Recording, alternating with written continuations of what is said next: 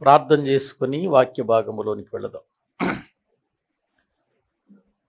పరిశుద్ధుడవైన మా ప్రియ పరలోకపు తండ్రి, మీ శ్రేష్టమైన ఘనమైన ఉన్నతమైన నామానికి స్తోత్రాలు చెల్లిస్తూ ఉన్నాము. నీ మహాప్రేమను బట్టి మరొకసారి మీ సన్నిధానములో ఈ రీతిగా కూడుకొని నిన్ను స్తుతించుటకు ఘనపరచుటకు మీరు మాకు అనుగ్రహించిన ఈ మంచి అవకాశాన్ని బట్టి మీకు స్తోత్రాలు చెల్లిస్తూ ఉన్నాం. ఇంతవరకు ప్రారంభము నుండి నీ మందిర ఆవరణంలో నీ ప్రజలను చేర్చి చక్కగా కార్యక్రమములన్నీ కూడా చక్కగా జరిగించారు. అందును బట్టి మీకు వందనాలు చెల్లిస్తూ ఉన్నాం. మరలా తిరిగి నీ వాక్యము దగ్గరికి వెళ్ళుచున్నాము తండ్రి. నీ వాక్యాన్ని బోధిస్తున్న నాకు నీ పరిశుద్ధాత్మ సహాయము నడిపింపు అనుగ్రహించండి. వినుచున్న వారందరూ మేలు పొందినట్లుగా కృపచూపమని మీ చేతులకు అప్పగించుకుంటూ మమ్ములను మీ చేతులకు సమర్పించుకుంటూ యేసుక్రీస్తు ప్రభు పేరట ప్రార్థించి వేడుకుంటున్నాము తండ్రి, ఆమేన్. మంచిది. ప్రభునందు ప్రియులారా, దైవ గ్రంథంలో నుండి మనం అపోస్తుల కార్యములు అనేటువంటి పుస్తకాన్ని ధ్యానం చేస్తూ ఉన్నాము. అపోస్తుల కార్యములు అనగా అపోస్తులైన యేసు ప్రభువారు ఏర్పాటు చేసినటువంటి ఆయన శిష్యులు కానివ్వండి, పౌలు గారు కానివ్వండి, జరిగించిన కార్యాలు ఎంత ఉన్నతంగా ఉన్నాయో, సంఘము యొక్క విలువ, సంఘములో జరగవలసిన కార్యక్రమాలు మన జీవితానికి ఎంతగా అలవర్చుకోవాలో దేవుడు తన గ్రంథంలో నుండి వ్రాయించిన సంగతులు మనము తెలుసుకుంటున్నాం. అపోస్తుల కార్యముల గ్రంథమే లేకపోతే పత్రికల గురించి మనకు అర్థమయ్యేది కాదు, సంఘాన్ని గురించి మనకు అర్థమయ్యేది కాదు, సంఘ క్రమాలేంటో మనకు అర్థమయ్యేవి కావు. దేవుడు ఈ అపోస్తుల కార్యముల గ్రంథాన్ని వైద్యుడైన లూకా గారి చేత వ్రాయించటంలో ఆయన ప్రణాళిక ఎంతో ఉన్నతంగా మన ఎడల ఉంది అని మనము గుర్తించవలసిన వారమై ఉంటున్నాం. మంచిది. దైవ గ్రంథంలో అపోస్తుల కార్యముల గ్రంథము 15వ అధ్యాయాన్ని తీసి మన ముందు పెట్టుకుందాం. అపోస్తుల కార్యముల గ్రంథము 15వ అధ్యాయాన్ని తీసి మీరు మీ ముందు పెట్టుకోండి. దాని గురించినటువంటి విషయాలు మనము ఆలోచన చేద్దాం. మొదటి ప్రయాణంలో సువార్త జరిగించుకుంటూ అనేక ఆత్మలను ప్రభు యొద్దకు నడిపించినటువంటి వారు పౌలు గారు, బర్నబా గారు. వీరు మొదటి ప్రయాణంలో అనేక ప్రదేశాలకు వెళ్ళారు, అనేక ప్రాంతాలకు వెళ్ళారు. ఓడరేవుల మధ్యలో ఆ సముద్ర తీరాన ఉన్నటువంటి ప్రాంతాలను దర్శించి దేవుని వాక్యాన్ని ప్రకటించి అనేక ఆత్మలను సంపాదించి అక్కడ పెద్దలను సమకూర్చి తిరిగి వారు అంతియొకయకు తిరిగి వచ్చారు. అంతియొకయకు తిరిగి వచ్చిన తర్వాత సంఘము సజావుగా కొనసాగిపోతూ ఉండగా సంఘములో యూదులకు, అంటే ప్రభువును నమ్మిన యూదులకు అన్యుల మధ్యలో ఒక భేదాభిప్రాయం వచ్చింది. ఏంటి ఆ భేదాభిప్రాయము అంటే, అన్యులు రక్షణ పొందుతున్నారు, బాగానే ఉంది, కానీ యూదుల ఆచార ప్రకారము తప్పనిసరిగా సున్నతి పొందాలి అని ఆచార సంబంధమైనటువంటి కార్యక్రమాలు జరగటానికి యూదులు అనేవారు సంఘములో ఒక వివాదాన్ని రేపారు.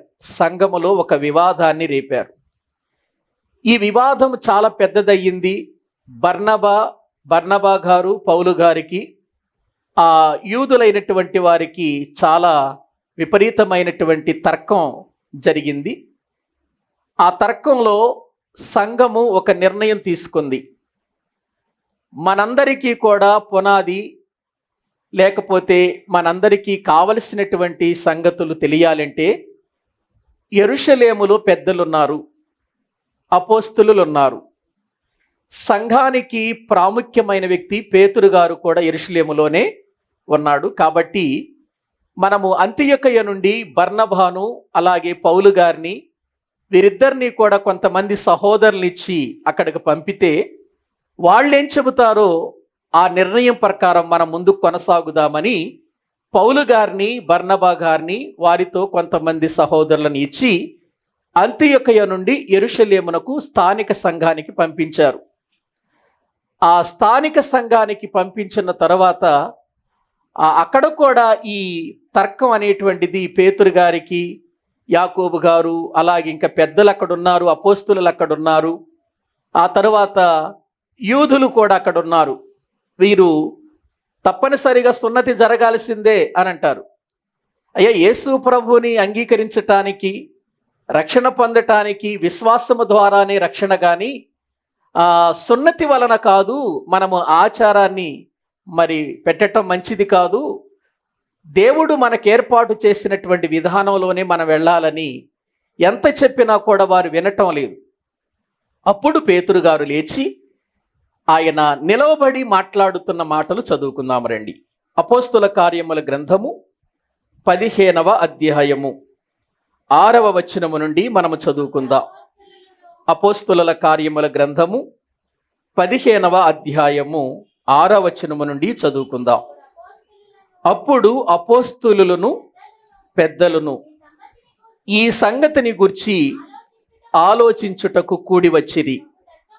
బహు తర్కము జరిగిన తర్వాత పేతురు లేచి వారితో ఇట్లనెను, సహోదరులారా, ఆరంభమందు అన్యజనులు నా నోట సువార్త వాక్యము విని విశ్వసించులాగున మీలో నన్ను దేవుడేర్పరచుకొనెనని మీకు తెలియను.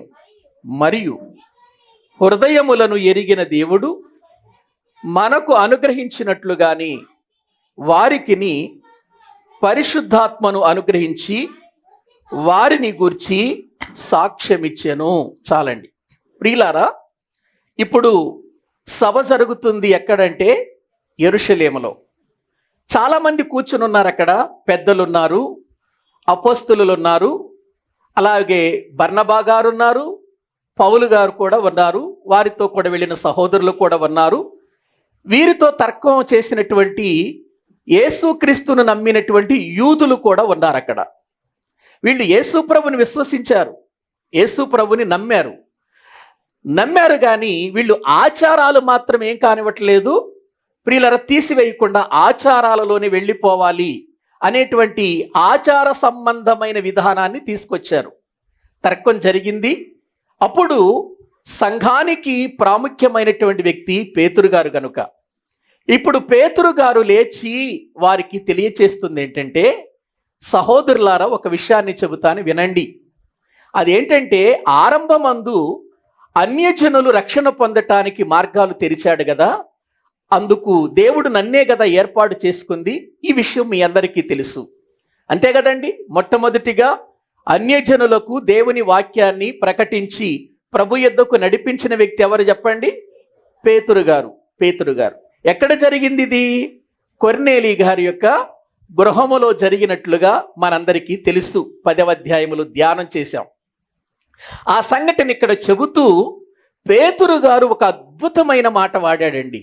ఏంటంటే, అందరి హృదయములను ఎరిగిన దేవుడు అని అన్నాడు. చూడండి అక్కడ. ఏమండి, ఎటువంటి దేవుడు? అందరి హృదయములను ఎరిగిన దేవుడు. దేవుడంటే అదే మరి. దేవుడంటే ప్రియులారా, మన జీవితాలలో గుర్తించవలసిన అతి ప్రాముఖ్యమైన విషయం ఏంటంటే, మనకు తెలియక మునిపే, తలంపు మన మనసుకు రాకమునిపే సమస్తము ఎరిగిన వాడే ఎవరు చెప్పండి? దేవుడు. ఎందుకు దేవుడు మన మనసులు ఎరిగినవాడు? హృదయాలను ఆయన ఎందుకు ఎరిగినవాడంటే, హృదయమును ఇచ్చినవాడు ఆయనే, మానవ దేహాన్ని చేసినవాడు ఆయనే, మానవునికి అవయవ నిర్మాణాన్ని నిర్మించినవాడు ఆయనే, మానవునికి కావలసినటువంటి అన్ని రీతుల సదుపాయాలు ఇచ్చినవాడు ఆయనే. మన హృదయాలు ఎవరైనా ఎరగాలి అనంటే ఒక్క దేవుడు తప్ప ఇంకా ఎవ్వరు ఎరగలేరు. మనతో ఉన్న భార్య కానీ, భర్త కానీ, పిల్లలు కానీ మన హృదయములను ఎరగరు. అప్పుడప్పుడు మాట్లాడుకునేటప్పుడు భార్యాభర్తలు ఇలా మాట్లాడుకోవటం నేను విన్నాను, మేము కూడా మాట్లాడుకున్నాం. అలా ఏమైనా తెలుసా, పెళ్ళయి ఎంతకాలం అవుతుంది కానీ అసలు నీ మనసు నాకేంటో అర్థం కాల. ఏమండి, భార్యాభర్తలు అనుకోలేదు ఎప్పుడు? పెళ్ళి ఇంతకాలం అవుతుంది, 20 సంవత్సరాలు అవుతుంది, 30 సంవత్సరాలు అవుతుంది, అసలు నాకు అర్థం కావట్లేదయ్యా అని అంటది. ఏమా ఆయన అంటాడు, నిజమే, పెళ్ళయి 20 సంవత్సరాలు అవుతుంది, 30 సంవత్సరాలు అవుతుంది, నువ్వు కూడా నాకు అర్థం కాలేదంటాడు ఈయన. ఎందుకని? మనిషి జీవితములో హృదయాలలోనికి వెళ్ళి హృదయాలను తెలుసుకునేంత శక్తి ఎవరికి లేదు. ఎవరు ఎవరికి అర్థం కారు. ఎవరు ఎవరికి అర్థమవుతారు అని అంటే మనుషులందరూ దేవునికి మాత్రమే అర్థమవుతారు ప్రియులారా. ఎందుకంటే అందరి హృదయములను ఎరిగినవాడు ఆయన. ఎరిగినవాడు. ప్రియులారా, ఆలోచించండి, మన హృదయాలు ఆయనకి తెలుసు. మనం మందిరానికి వస్తున్నాం, కూర్చుంటున్నాం, పాటలు పాడుతున్నాం, వాక్యం వింటున్నాం, వాక్యం చదువుతున్నాం, వాక్యాన్ని బోధిస్తున్నాం, కానీ మన హృదయములో ఏముందో ఆయనకు అన్నీ తెలుసు అనే విషయాన్ని ఎప్పటికీ మనం మర్చిపోకూడదు. ఆయనకు మరుగైనదంటూ ఏది లేదు. సమస్తమును ఎరిగినవాడు అని మనము గుర్తించవలసిన వారమై ఉంటున్నాం. ఇప్పుడు చెప్పండి, సమస్తము ఎరిగిన దేవుని ఎదుట, హృదయములను ఎరిగిన దేవుని ఎదుట అబద్ధము సాగుతుందా? అబద్ధం చెబితే అది సాగుతుందండి? మన ప్రక్కవారికి, మన తోటి వారి దగ్గర అబద్ధం చెబితే వాళ్ళు నమ్మొచ్చేమో కానీ మనము అబద్ధము చెబితే దేవుడు మాత్రము అది అబద్ధము అని చెప్పగలడు ఆయన. మనందరికీ తెలుసు. ఇదే అపోస్తుల కార్యముల గ్రంథంలో 5వ అధ్యాయములో అననయ్య, సప్పీరా అనేటువంటి భార్యాభర్తలు ఇద్దరు ఏకమై దేవుని దాసుడైనటువంటి పేతురు గారి దగ్గరకు వచ్చి అబద్ధం చెప్పారు. వాళ్ళేమనుకున్నారంటే మనం చెప్పే అబద్ధాన్ని పేతురు గారు నమ్ముతాడు అని అనుకున్నారు. కానీ పేతురు గారు ఏమన్నాడంటే, ఒకవేళ మీరు నాతో అబద్ధం చెప్పొచ్చేమో గాని ఇదిగో హృదయములను ఎరిగిన వాడు, సమస్తము ఎరిగినటువంటి వాడు ఇదిగో మీ అబద్ధాన్ని బయట పెడుతున్నాడు, ఎందుకు మీరు పరిశుద్ధాత్మను మోసపుచ్చుతున్నారు అని అన్నాడు కదా. కాబట్టి ప్రియమైనటువంటి వారులారా, మన మనస్సులో ఏముందో, మన తలంపులలో ఏముందో, ఏ మాట మనం మాట్లాడబోతున్నామో, ఏ ఆలోచన మనలో ఉందో మన హృదయాలను ఎరిగిన వాడు ఎవరు చెప్పండి? దేవుడు అనే విషయాన్ని నేను మీకు తెలియచేస్తూ ఉంటున్నాను. నా హృదయం బాగానే ఉందని మనం అనుకోవచ్చు, కానీ మన హృదయం బాగుందో లేదో అని ఎవరు చెప్పాలి?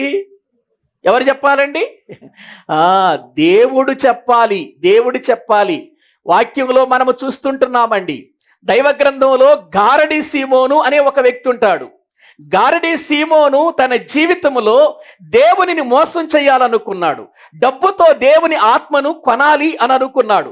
అప్పుడు వెంటనే ఇది గ్రహించి దేవుని ఆత్మ చేత ఆనాడు భక్తులైనటువంటి వారు ఏం చెప్పారో తెలుసా? ఇదే అపోస్తుల కార్యముల గ్రంథం 8వ అధ్యాయములో ఉంటది. ఏమని చెప్పారు వాళ్ళు అనంటే, నీ హృదయము దేవుని ఎదుట సరిగా లేదు అని అన్నారు. ప్రియులారా, ఆ హృదయము దేవుని ఎదుట సరిగా లేదన్న సంగతి పేతురు గారికి తెలుసా? అక్కడ ఉన్నటువంటి భక్తులకు తెలుసా? లేక దేవుడు తెలియజేశాడా వాళ్ళకి? దేవుడే తెలియచేసినట్లుగా దైవ గ్రంథంలో మనము చూస్తున్నాం. దేవునికి ఏది మరుగైనది లేదు అనే విషయాన్ని ఎప్పటికీ మనం మర్చిపోకూడదు. దావీదు రహస్యంగా బత్షెబాను తీసుకొచ్చి పాపం చేశాడు. ఎవరికి తెలుసది? దావీదు పాపము చేశాడు బత్షెబాతో అనే విషయం అక్కడున్న వ్యక్తులకు తెలుసా? అక్కడున్నటువంటి సైనికులకు తెలుసా? అక్కడున్నటువంటి ప్రియుల మనుషులకు ఎవరికైనా తెలుసా అంటే ఎవరికీ తెలియదు. అది ఎవరికీ తెలియదు. రహస్యంగా తీసుకొని వచ్చాడు, రహస్యంగా పాపం చేశాడు. అది ఎవరికీ తెలియదు అని అనుకున్నాడు. తెలియకుండా మభ్యపెట్టాలి అని అనుకున్నాడు. తన భర్తను కూడా చంపించేశాడు మభ్యపెట్టడానికి. ఇన్ని జరిగించిన పరలోకమందున్నటువంటి దేవుడు వెంటనే నాతాను ప్రవక్త దగ్గరికి వెళ్ళి అన్నాడు, దావీదు పాపము నాకు కనబడింది, వెళ్ళి అతన్ని హెచ్చరిక చేయి. దావీదు రహస్యంగా పాపము చేశాడు. ప్రియులారా, మనం రహస్యంగా జరిగించొచ్చేమో కార్యాలు, కానీ దేవునికి అవి సమస్తము తెలుసు. నీకు చీకటి అవుతుందేమో, నీకు అంధకారమేమో, కానీ దేవునికి ఏది అంధకారము కాదు. ఆయన అన్ని ఎరిగిన దేవుడు. ఆయనకు చీకటిగా ఉండదు. ప్రియులారా, 139వ కీర్తన చూడండి ఒక్కసారి. బైబిల్ గ్రంథం ఏం చెబుతుందో మనము చూద్దాం. మనందరికీ తెలిసినటువంటి విషయమే, సందర్భం వచ్చింది గనుక మనము చదువుకుందాం. 139వ కీర్తన మొదటి వచనము నుండి చదువుదాం. మొదటి వచనం, యెహోవా నీవు నన్ను పరిశోధించి తెలుసుకొని ఉన్నావు. ఎలా తెలుసుకుంటున్నాడు దేవుడు? పరిశోధన చేస్తున్నాడు.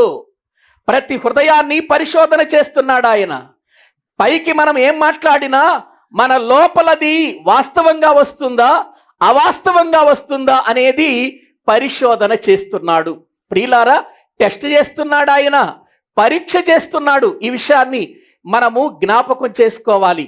ప్రియులారా, ఒక విషయాన్ని మీకు తెలియచేస్తాను. మన శరీరములో ఏ రోగం ఉందో దేని ద్వారా తెలుస్తుంది చెప్పండి? ఏవండి, అనేక రకాలైనటువంటి టెస్టుల ద్వారా తెలుస్తుంది. మన రక్తములో ఏ లోపం ఉందో, మన శరీర భాగాలలో ఏ లోపం ఉందో, అనేక రకాలైనటువంటి టెస్టుల ద్వారా మన ప్రియులారా డాక్టర్కి రోగము తెలుస్తుంది. ఇప్పుడు దేవుడు మానవ హృదయాన్ని టెస్ట్ చేస్తున్నాడు. శరీరాన్ని కాదండి, దేహాన్ని కాదు. దేహాన్ని దేహముతో ఉన్న మనుషుడు టెస్ట్ చేస్తాడు. హృదయము తెలిసిన వాడే ఏం చేస్తాడు చెప్పండి? టెస్ట్ చేస్తాడు. కాబట్టి ఈ విషయాన్ని గుర్తించండి. నేను చేసేది ఎవరికి తెలియదు, నేను మాట్లాడేది ఎవరికి తెలియదు, నేను అనుకునేది ఎవరికి తెలియదు, నేను రహస్యంగా చేస్తున్నాను అని అనుకుంటున్నావేమో, క్షణం నీ మీద పరిశోధన జరుగుతుంది. నీ మీద పెద్ద ప్రియులారా ఒక సీసీ కెమెరా ఉండిపోయింది. నువ్వు చేసే ప్రతి పనిని దేవుని దగ్గర రికార్డ్ చేస్తుంది. అది ఎప్పటికీ మనము మర్చిపోకూడదు. నీవు నన్ను పరిశోధించి తెలుసుకొని ఉన్నావు. నేను కూర్చుండుట, నేను లేచుట నీకు తెలియను. నేను ఎక్కడ కూర్చుంటున్నానో నీకు తెలియను, నేను ఎక్కడ లేస్తున్నానో నీకు తెలుసు. ఏవండి, ఎవరికి తెలుసు? ఉదయం లేచిన దగ్గర నుంచి మనం ఎక్కడ కూర్చుంటున్నామో, మన స్నేహితులు ఎక్కడ కూర్చుంటున్నారో, మన బంధువులు ఎక్కడ కూర్చుంటున్నారో, మన సహోదరులు ఎక్కడ కూర్చుంటున్నారో మనం చెప్పగలమా? చెప్పలేమండి. చూస్తే చెప్పగలం మనం. కానీ ఇక్కడ దేవుడు మాట్లాడుతూ ఏమంటున్నాడంటే, దేవుని వాక్యం మాట్లాడుతూ భక్తుడైనటువంటి దావీదు చెబుతున్నాడు, అయ్యా నీకు తెలియందేముంది, నీవు అన్నీ పరిశోధించి తెలుసుకుంటున్నావు. నేను కూర్చుండట నీకు తెలుసు, నేను లేచుట నీకు తెలుసు. చదవండి, నాకు తలంపు పుట్టక మునిపే నీవు నా మనస్సు గ్రహించుచున్నావు. ఎప్పుడు గ్రహిస్తున్నాడు? తలంపు వచ్చిన తర్వాత, తలంపు రాకమునుపా. అంటే మనకు ఏ తలంపు వస్తుందో కూడా ముందే దేవుడు పసిగట్టేస్తున్నాడు. చూడండి, దేవుడంటే ఏదో సామాన్యుడు, చూడటం లేదులే దేవుడు, నేను చేసేవి ఆయనకి తెలియదులే అని అనుకుంటున్నావేమో. ఆయన మనం అనుకున్నంత చిన్నవాడు కాదు. ఆయన మనం అనుకున్నంత చిన్నవాడు కాదు. లేదా నీవు సృష్టించుకున్న, నీవు తయారు చేసినటువంటి మాట్లాడని ఒక బొమ్మ లాంటి వాడు కాదు ఆయన. మనలను చేసిన వాడు, మనలో జీవం పెట్టిన వాడు, మనలో సమస్తాన్ని అనుగ్రహించినటువంటి వాడు ఆయన. ఆయన మనలో ఉన్న సమస్తాన్ని కూడా ఆయనకు తెలుసు. మనకు తలంపు రాకమునిపే మన మనసు ఏమి తలంచబోతుందో ఆయనకు తెలుసు అని అన్నాడు. చదవండి, నా నడకను నా పడకను నీవు పరిశీలన చేయుచున్నావు, నా చర్యలన్నిటినీ నీవు బాగుగా తెలుసుకొని ఉన్నావు. నా నడక తెలుసు, నేను ఎలా నడుస్తున్నానో, ఎటువంటి జీవితంలో ఉన్నానో, ఎటువంటి నడక నడుస్తున్నానో. మందిరానికి వస్తున్నాను, పాటలు పాడుతున్నాను, చక్కగా ఒక దేవుని బిడ్డగా కూర్చుంటున్నాను అని ఒకవేళ మనం అనుకుంటే, బయట మన నడక ఎలా ఉందో, మన ప్రవర్తన ఎలాగుందో దేవునికి సమస్తము తెలుసు. అదే ఇక్కడ చెబుతున్నాడు, నా పడకను నా నడకను నీవు పరిశీలన చేసి ఉన్నావు, నా చర్యలన్నిటి అంటే నేను చేసేవన్నీ కూడా నీకు బాగుగా తెలుసు అని అంటున్నాడు. ప్రియులారా, మాట నా నాలుకకు, చూడండి అక్కడ కింద ఉంటది, యెహోవా మాట నా నాలుకకు రాకమునిపే అది నీకు పూర్తిగా తెలుసు. ఏవండి, ఆలోచించారా? చాలాసార్లు మనం ఏమనుకుంటామంటే, నేను తెలియక మాట్లాడాను అని అనుకుంటావు. ప్రియులారా, తెలియక మాట్లాడాం అనేటువంటి మాటలు మాట్లాడతాం మనం. కానీ దేవుడు అంటున్నాడు, నువ్వు తెలిసి మాట్లాడుతున్నావో నువ్వు తెలియక మాట్లాడావో, మాట నీ నాలుక దగ్గరకు రాకమునిపే నువ్వు నేనేం మాట్లాడుతున్నామో ఎవరికి తెలుసట? ఎవరన్నా ఉన్నారా ఇటువంటి పరిశోధకుడు చరిత్రలో ఇటువంటి పరిశోధకుడు ఎవరైనా ఉన్నారా? ఏమండి, మాట్లాడిన తర్వాత పలానా ఆయన ఇలా మాట్లాడాడండి నన్ను, పలానా ఆమె ఇలా మాట్లాడిందండి నన్ను అని అంటాం మనం. కానీ దేవుడు ఏమంటున్నాడంటే, ఆ మాట నీ నోటిలోనికి రాకమునిపే నువ్వేం మాట్లాడతావో నాకు తెలుసు అని అన్నాడు. ఎంత గొప్ప దేవుడు ఒకసారి ఆలోచించండి. భూమి మీద ఉన్న ఈ రోజున ఉన్న 800 కోట్ల మంది ప్రజలు, ఈ రోజున ప్రపంచ చరిత్రలో ఈ రోజు సజీవులుగా భూమి మీద ఉన్న 800 కోట్ల మంది ప్రజల హృదయాలను ఒకేసారి ఎరిగాడంటే ఆయన మనసు ఏంటో ఎప్పుడన్నా తెలుసా నీకు? ఆయన మనసు ఎంత గొప్పదో ఆలోచించండి. నీ మనసు తెలుసుకోవటమే నాకు కష్టమని భార్య అంటుంటే, నీ మనసు నాకు అర్థం కాలేదని భర్త అంటుంటే, ప్రపంచంలో ఉన్న మనుషులందరి మనసులు నాకు తెలుసని దేవుడు అంటున్నాడంటే ఆయన మనసు ఎంత గొప్పది. అందుకే రోమాపత్రికలు అంటాడు, ఆ దేవుని మనసును ఎరిగిన వాడు ఎవడున్నాడు చెప్పండి? ఆయన మనసు ఎరిగినవాడు. ఒకసారి ఆలోచించండి ప్రియులారా. మన మనసులన్నిటినీ కూడా ఎరిగి ఉన్నాడు. మన చర్యలన్నీ తెలుసు ఆయనకి. మాట నా నాలుకకు రాకమునిపే అది నీకు పూర్తిగా తెలుసు. నేనేం మాట్లాడుతున్నానో నీకు తెలుసు ఆయన, ఏం మాట్లాడబోతున్నానో నీకు తెలుసు ఆయన. తలంపులే ఎరిగిన వాడు. ప్రియులారా, మన నోటిలోకి రాబోయే మాటను ఎరుగుతాడు. జాగ్రత్త. అందుకే నోరు జాగ్రత్త అన్నాడు. నోరు బాగుంటే ఊరు బాగుంటది, నోరు మంచిదైతే ఊరు మంచిదవుతుంది. కాబట్టి మన నోటి వలన మనం మంచివారమో కాదో చెప్పగలం. మన నోటి నుండి వచ్చే మాట వలన మనం ఎటువంటి వారమో చెప్పగలం ప్రియులారా. అందుకే నోటికి కళ్ళెం పెట్టుకోమన్నాడు బైబిల్లో. అందుకే నోరు జాగ్రత్త అన్నాడు. నోటి విషయంలో నీవు తొందరపడి నోరు తెరవద్దన్నాడు. మనం చెప్పానుగా ఎన్ని రకాలైనటువంటి మాటలు మత్తయి సువార్తలో, ఎన్ని రకాలైనటువంటి మాటలు మానవ జీవితాన్ని అపవిత్రపరుస్తాయో 20 రకాలైన మాటలు చెప్పాను కదండి బుధవారం. ఆలోచించారా? కనుక మనము ప్రియులారా గుర్తించాలి. నేనైనా వాక్యాన్ని బోధిస్తున్న నేనైనా వింటున్న మీరైనా దేవుని యొక్క శక్తి ఏంటో మనకు అర్థం కావాలి. దేవుని గొప్పతనం ఏంటో అర్థం కావాలి. ఆయన మనసు ఏంటో మనకు అర్థం కావాలి. ప్రపంచములో ఇంతమంది మనసులను ఒకేసారి ఎరుగుతున్నాడు అని అంటే క్షణం మనం ఏం మాట్లాడుతున్నామో, ఏం మాట్లాడబోతున్నామో, ఏమి ఆలోచించబోతున్నామో, మన నడకేంటో, మన పడకేంటో, మన యొక్క జీవిత చర్యలేంటో అన్నీ కూడా ఆయనకు తెలుసు. చూడండి ఇంకా 4వ వచనం, 5వ వచనం. వెనుకను ముందును నీవు నన్ను ఆవరించి ఉన్నావు, నీ చేయి నా మీద ఉంచి ఉన్నావు. ఎక్కడెక్కడ ఆవరించాడట దేవుడు? మన ముందు మన వెనుక ఆవరించి మన మీద ఆయన చెయ్యి పెట్టాడట. దేవుడు ఆవరించటం ఏంటి? ముందు వెనక ఆవరించటం ఏంటండి దేవుడు? ఒకసారి మీరు పరిశీలన చెయ్యండి. ఏవండి, దెయ్యం పట్టిన వాళ్ళని ఏమనేవాళ్ళంటే ఇటువరకు ఏమనేవాళ్ళు? ఆమెకు ఆయన ఆవరించాడట, చచ్చిపోయిన ఆయన ఆవరించాడట అంటారు చూసారా? వాళ్ళు ఆవరించారు, వీళ్ళు ఆవరించారు అన్నారు. నేనేమంటున్నాను తెలుసా? నీ చుట్టూ నువ్వు చేసే కార్యాలు, నువ్వు చేసే పనులు, నీ హృదయం అంతా తెలుసుకోవటానికి మనుషులు నిన్ను ఆవరించలేదు. ఎవరో తెలుసా? నిజంగా న్యాయంగా తీర్పు తీర్చేవాడే మనలను ఆవరించేశాడు. నువ్వు అనుకోవచ్చు, నేను ఎక్కడో పడక మీద ఉన్నాను కదా, నా సంగతి దేవునికి ఏం తెలుసు అనుకోవచ్చు. నీ చుట్టూ ఆవరించాడన్న సంగతి మర్చిపోవద్దు. నీ చుట్టూ ఆవరించి ఉన్నాడు ఆయన ఆత్మగా. ఆయన ఎంతగా నిన్ను పరిశీలన చేస్తున్నాడో నువ్వు గ్రహించాలి, ఆలోచించాలి. నీ వెనుక నీ ముందు ఆవరించి నీ మీద ఆయన చెయ్యి పెట్టాడు. ఎంత చెయ్యి ఆయన చెయ్యి? ఆయన చెయ్యి నీలాగా చిన్నది, నాలాగా చిన్నది అనుకుంటున్నారా ఆయన చెయ్యి? ఏమండి, ఆయన ఆకాశమందు కూర్చుంటే భూమి మీద ఆయన పాదాలు ఆయనాయి. ప్రియులారా, ఆయన హస్తము చేత ఆనాడు కరుణా హస్తము చేత ఇశ్రాయేలు ప్రజలందరినీ కూడా నడిపించాడు ఆయన. ఆయన ఇలా హస్తం పెట్టాడంటే భూమి మొత్తం ఈ హస్తము క్రిందే ఉంది. తెలుసా? ఆయన హస్తం నీ మీద పెట్టాడంటే కేవలం నీ మీద చిన్న హస్తం కాదు.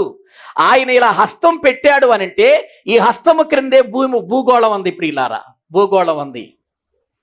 ఆయన మన మీద హస్తం పెట్టాడు, మన చర్యలన్నీ ఆయనకు తెలుసు అనే విషయాన్ని ఇక్కడ మనము వాక్యంలో చూస్తున్నాం. తర్వాత చదువుదాం రండి.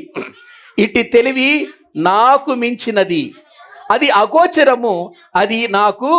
భక్తుడు అంటున్నాడండి, దావీదు అంటున్నాడు, అయ్యా అసలు నువ్వు నాకు నాయన నీ యొక్క తెలివి నాకు తెలియదు, నీ యొక్క విషయాలన్నీ కూడా నాకు అసలు అగోచరం, నాకు అసలు గోచరము కావయ్యా, అంత గొప్పవాడవు. చదవండి. నీ ఆత్మ యొద్ద నుండి నేనెక్కడికి పోవుదును, నీ సన్నిధి నుండి నేనెక్కడికి పారిపోవుదును. నేను ఆకాశమునకెక్కినను, నీవు అక్కడను ఉన్నావు. నేను పాతాళమందు పండుకొనినను, నీవు అక్కడను ఉన్నావు. చూసారా అయ్యా, నిన్ను విడిచి నేను ఎక్కడికి వెళ్ళను, నిన్ను కాదని నేను ఎక్కడ దాక్కోగలను, నిన్ను కాదని నేను ఎక్కడ రహస్యంగా ఉండగలను అని అంటున్నాడు. ఎందుకంటే నేను ఆకాశమునకెక్కి వెళ్ళిపోతే అక్కడ ఉన్నావు నువ్వు. ఇందాకే చెప్పానుగా నేను, ఈ భూమి మొత్తం ప్రియులార ఆయన హస్తాల క్రింద ఉంది అని, ఆయన హస్తము క్రింద ఉంది. ప్రియులార ఆయన అంటున్నాడు, నేను ఆకాశమునికి ఎక్కి వెళితే అక్కడ నీవు ఉన్నావు, నేను పాతాళమునకు దిగిపోయి అక్కడ పండుకుంటే అక్కడ ఉన్నావు. పాతాళం ఎక్కడుంది, ఆకాశం ఎక్కడుంది అంటే ఎక్కడ ఆయన లేని స్థలం అంటే ఎక్కడుంది? ఆయన సర్వాంతర్యామి. ఆయన లేని స్థలం అంటూ ఎక్కడ లేదు. ఇక ఆయన లేని స్థలం అంటూ ప్రియులార లేదన్నప్పుడు ఇక ఆయనకు మరుగ్గా మనం ఎక్కడ ఉండగలం? ఏమండి, ఎక్కడ ఉండగలం?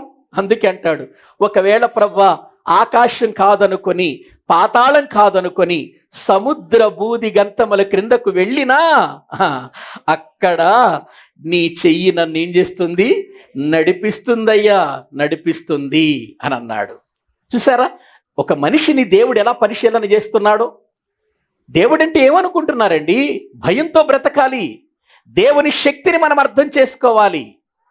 దేవుని యొక్క వాక్యాన్ని, దేవుని మాటలను మనము ఎందుకు వినాలి అనంటే, దేవుడు మనల్ని ఆవరించాడు, మన స్థితిగతులన్నీ చూస్తున్నాడు.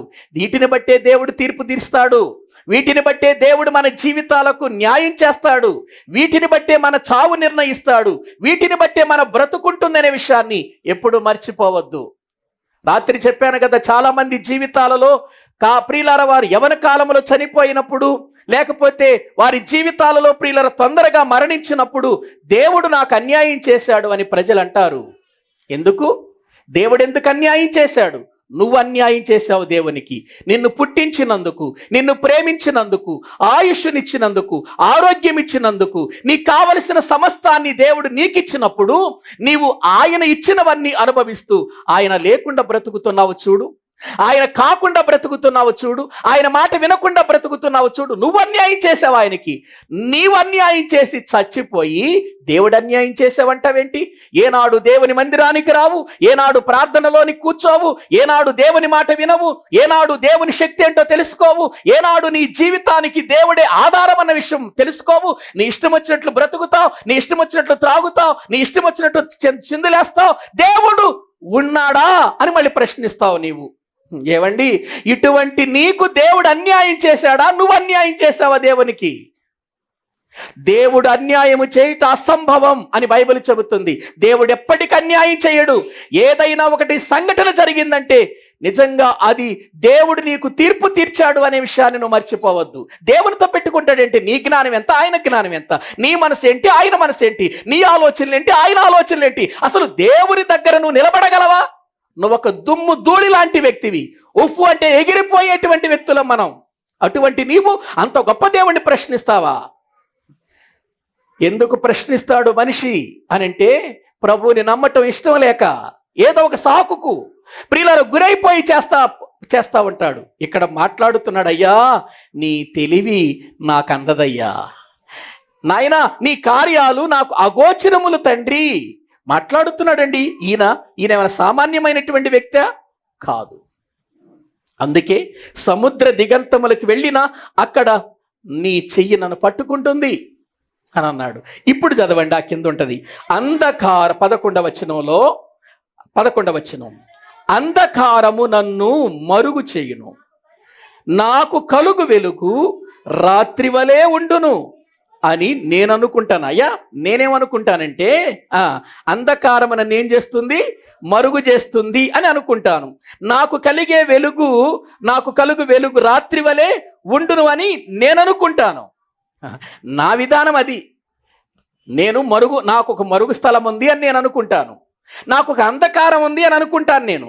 నాకు ఒక వెలుగు ఉంది అని నేను అనుకుంటాను. కానీ తండ్రి, రాత్రి నీకు రాత్రి కాదయ్యా, చీకటి నీకు చీకటి కాదయ్యా, అంధకారము నీకు అంధకారం కాదు.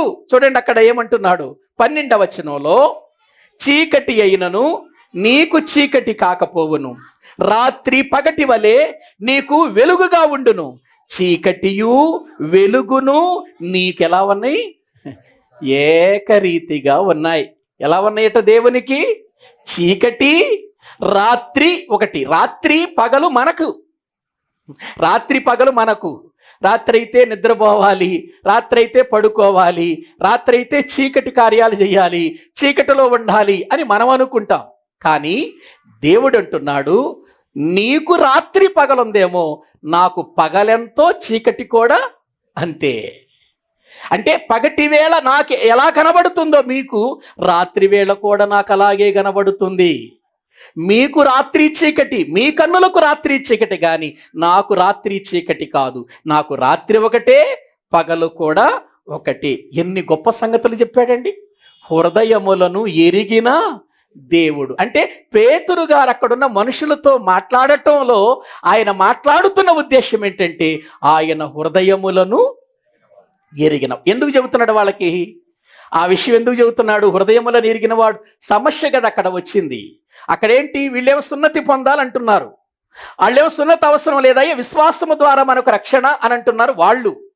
ప్రియులారా, వీళ్ళిద్దరి మధ్యలో ప్రియులారా ఈ మాట ఎందుకు పెట్టాడంటే, వాళ్ళ హృదయం తెలుసు దేవునికి, మీ హృదయం కూడా తెలుసు, అందరి హృదయాలను ఎరిగిన వాడు. పేతురు గారు ఒక అద్భుతమైన మాట అంటాడు చూడండి.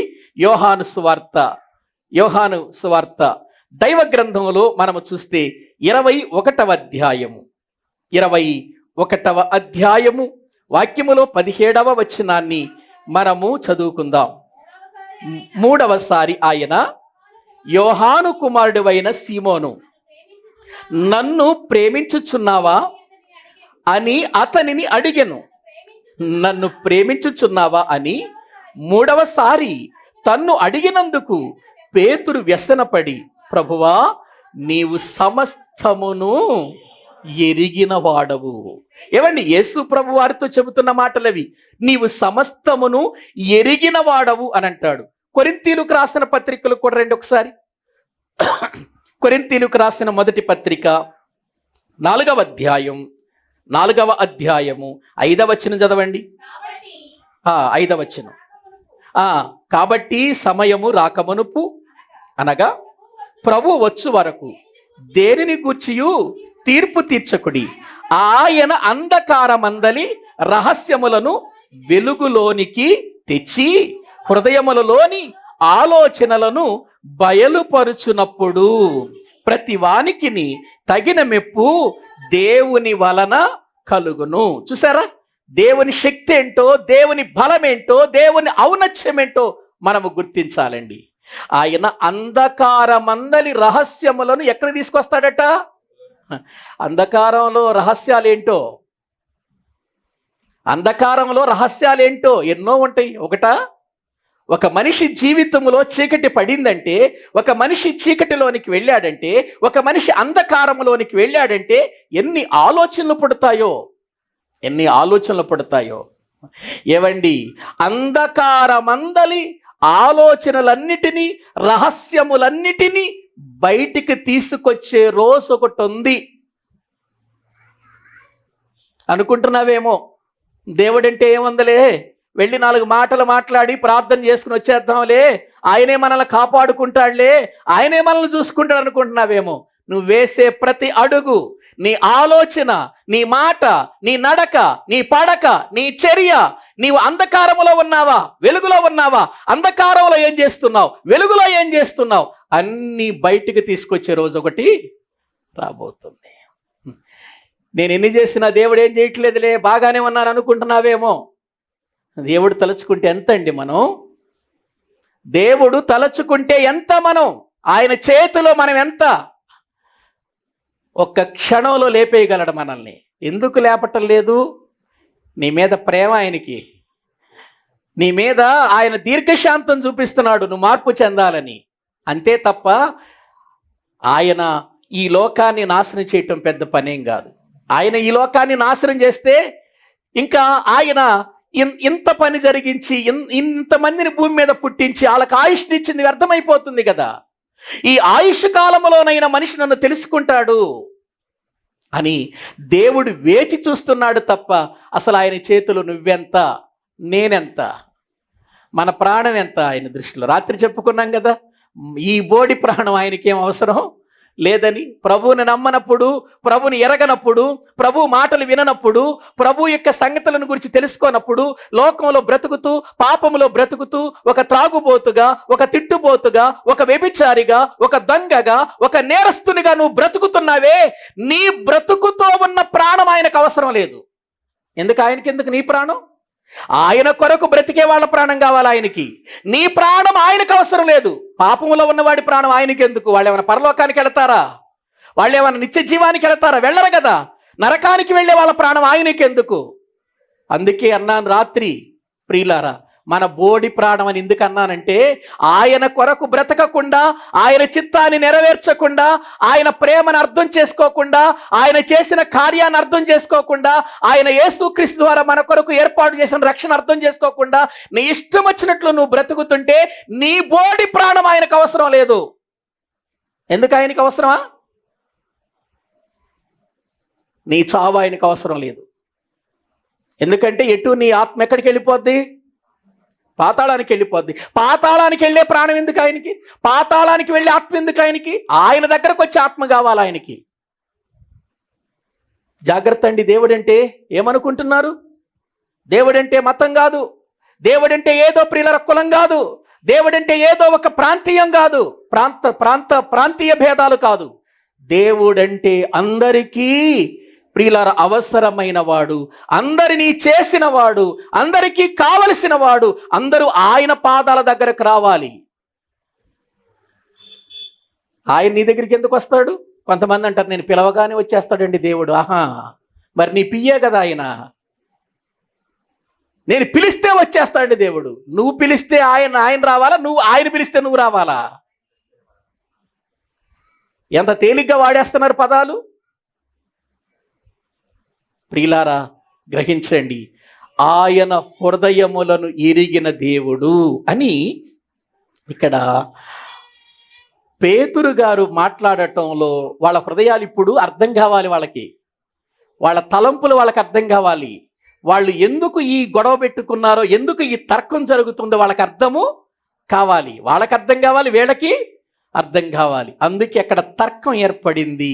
పేతురు గారు ఇప్పుడు మాట్లాడుతూ అంటున్నాడు, మళ్ళీ చదవండి ఆ వచనం ప్రియులారా. మరియు హృదయములను ఎరిగిన దేవుడు మనకు అనుగ్రహించినట్లుగానే వారికిని పరిశుద్ధాత్మను అనుగ్రహించి వారిని గూర్చి ఏమిచ్చాడట? అందరి హృదయాలు ఎరిగిన దేవుడు ఇదిగో ఒకనాడు యూదులకు మాత్రమే పరిశుద్ధాత్మని ఇచ్చాడు కదా. 2వ అధ్యాయంలో పరిశుద్ధాత్ముడు దిగినప్పుడు పరిశుద్ధాత్మ చేత నింపబడిన వీళ్ళంతా వాక్శక్తి కలిగిన వారై అనేక రకాలైన భాషలు కలిగిన వారు అక్కడ ఉన్నారు కాబట్టి అనేక భాషలతో ఏం చేశారు? వాళ్ళు మాట్లాడారు కదా. అది ఎవరికి జరిగింది? అది కేవలం యూదులకు, అపోస్తులు యూదులకు మాత్రమే జరిగింది కదా. ఒకవేళ అది జరిగి అన్యులకు జరగకపోతే అన్యులు మాకంటే చిన్నవాళ్ళని మీరు అనుకుంటారు కదా. అందుకని హృదయాలు ఎరిగిన దేవుడు ఇదిగో కొర్నేలి ఇంటి దగ్గర నేను వాక్యం చెప్పినప్పుడు కూడా వాళ్ళ మీద కూడా పరిశుద్ధాత్మ దిగింది. ఇదిగో 2వ అధ్యాయంలో పెంతెకోస్తు దినాన ఏ కార్యాలైతే జరిగాయో ఇదిగో కొర్నేలి ఇంట్లో కూడా అదే కార్యాలు జరిగాయి అని ఇక్కడ తెలియచేస్తూ మనమందరము ఒక్కటే, యూదుడని గాని గ్రీసు దేశస్థుడని గాని ఏ భేదము లేదు అని చెప్పటానికి అందరి హృదయములను ఎరిగిన దేవుడు అని అన్నాడు అక్కడ. ప్రియులారా, ఎందుకు నేను ఈ మాటలు చెబుతున్నానంటే, మీరందరూ దేవుని మనసు అర్థం చేసుకోవాలి, దేవుని శక్తిని అర్థం చేసుకోవాలి. మనందరి హృదయాలు ఎరిగినవాడు మనకు తీర్పు తీర్చబోతున్నాడు. నువ్వు ఎలా ఉంటావు? నీవు ఏ గుంపులో ఉంటావు? ఏ గుంపులో నిలవబడబోతున్నావు? ఆలోచించు. తర్కాలతో, భేదాలతో దేవుని నామానికి అవమానం తెచ్చే గుంపులో నిలవబడబోతున్నావా?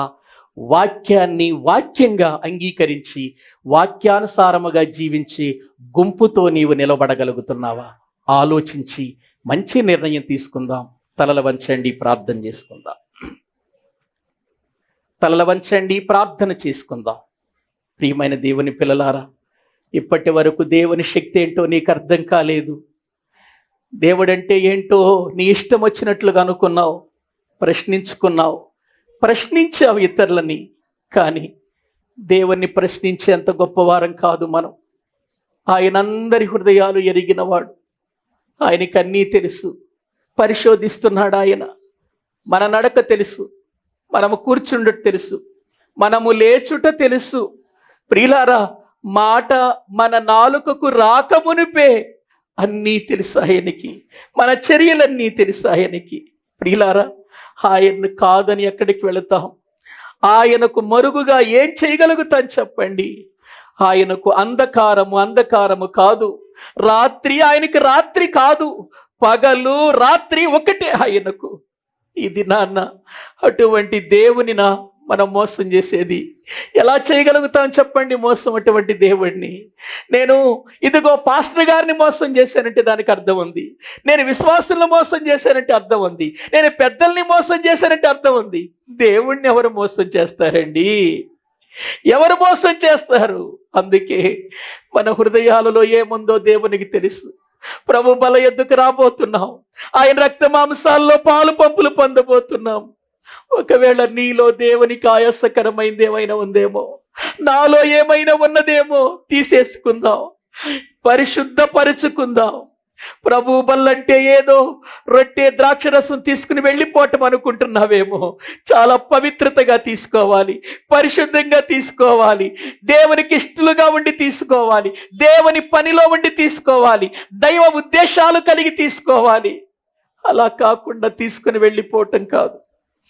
నీ హృదయం ఆయనకు తెలుసు. అసూయతో ఉన్నావో, ద్వేషంతో ఉన్నావో, కక్షతో ఉన్నావో, అసమాధానంతో ఉన్నావో అన్నీ తెలుసు. ఇలాంటి హృదయం పెట్టుకొని నువ్వు ప్రభు బల తీసుకుంటావా? తీసివేసుకో వాటన్నిటిని ఇప్పుడే.